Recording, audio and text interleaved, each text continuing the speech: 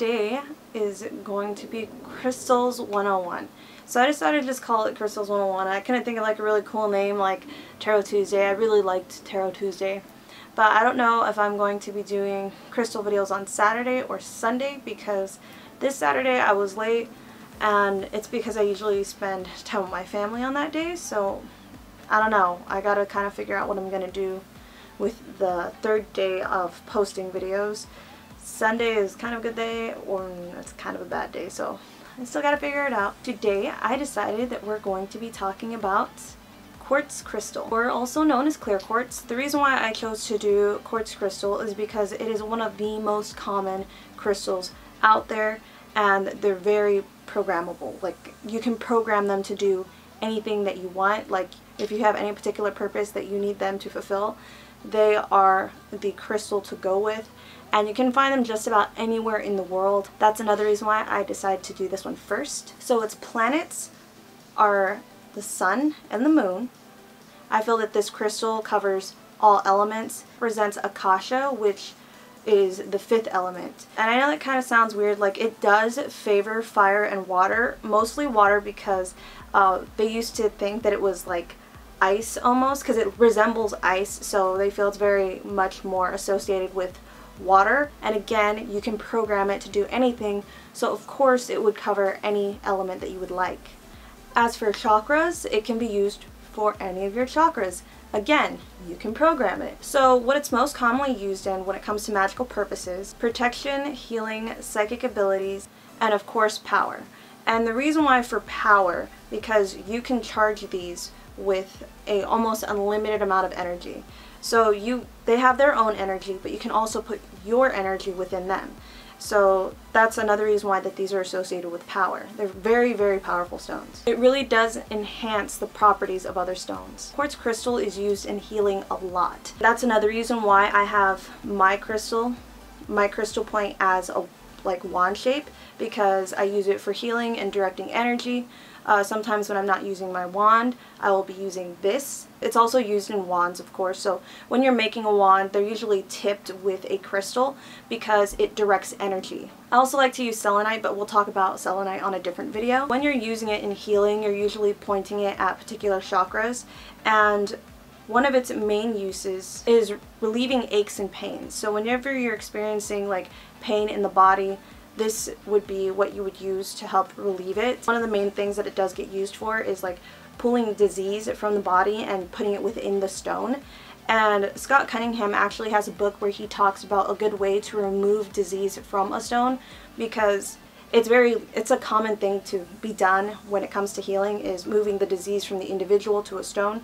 And the best way he feels to purify it is with 2 tablespoons of sage, 2 tablespoons of sweetgrass. You boil it in a pot of water, then you let it cool off, and then you set the stone within that tea, because basically that's what you're making, a tea. And you leave it in there for about 24 hours or longer. Try 24 hours first, take it out, hold it, see if the energy is really intense, or if it kind of causes you pain to hold it.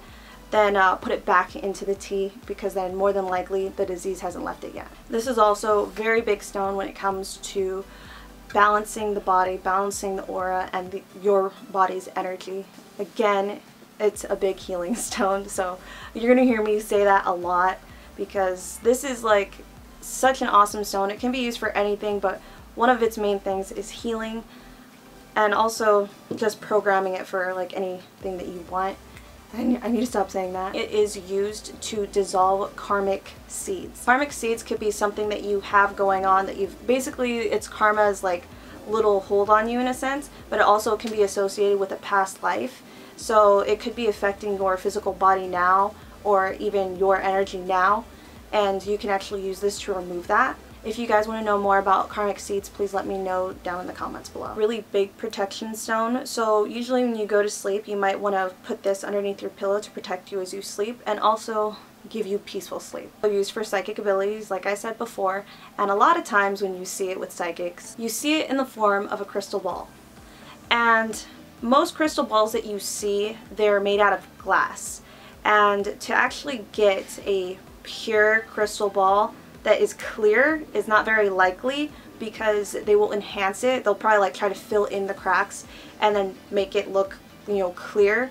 But to actually get a real crystal clear quartz crystal ball, you will see all these like little, I guess you can say like impurities, but they're not. They're called like, I think, inclusions or something. I don't know if I said that right.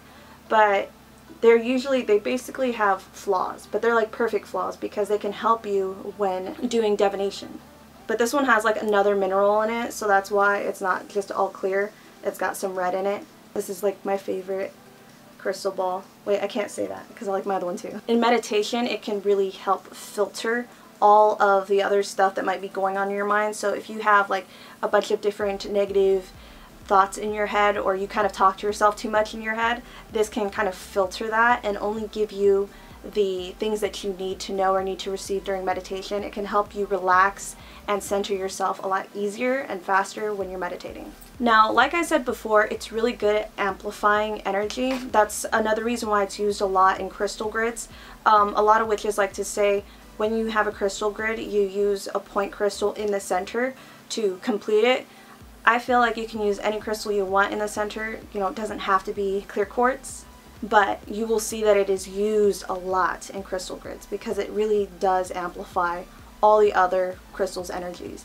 And you can even use this to activate your crystal grid. And I know I haven't talked about crystal grids yet, but I will soon, so I'll be able to tell you a little bit more about that. Now, one of the most interesting things that I did find out, that's kind of like, in a way, I guess you could say proof. When you hold a clear quartz, it amplifies your energy almost double. There's something called Kirlian Photography. I think I said that properly. And what that does is it takes pictures of energy. And they've taken pictures of a crystal, and you can see how much energy and power it has. It's very unique and different, especially compared to when you take pictures of auras, like aura photos. You know, you see a lot of colors when it comes to your aura. But with like the crystal, they each kind of have their own color going on and like a different look in their energy. Now, in this photo, you can see that this individual's aura is just like this, and then they actually get a clear quartz crystal and put it on top of their head, and then you see their aura expand and just change. It's really, really interesting and crazy. I freaking love it, and honestly, I want to get myself like a camera like that so that way I can do all kinds of weird tests with it. I think it's called Kirlian Photography or something. Hopefully I said that right. So if you want to know more about it, I will have a link that will show you some experiments some people do. If you guys do want to know what herb that this is connected, like different herbs that it's connected with, like if you were to do particular spells and you pair them together, it would be like a powerhouse. Please let me know down below, and I will make sure I include that in my future crystal videos. With all my future crystal videos, I'm going to let you know if you can use crystals in elixirs, if they're poisonous to you, and different kinds of information like that. If there's anything that you feel I've missed or you think I should cover, please let me know down in the comments below so that I will know for future videos. So I hope that was helpful. Don't forget to comment, like, subscribe so that you can be a member of the Wolf Pack. Also, let me know what other videos you would like to see. I'll talk to you guys later. Goodbye and blessed be.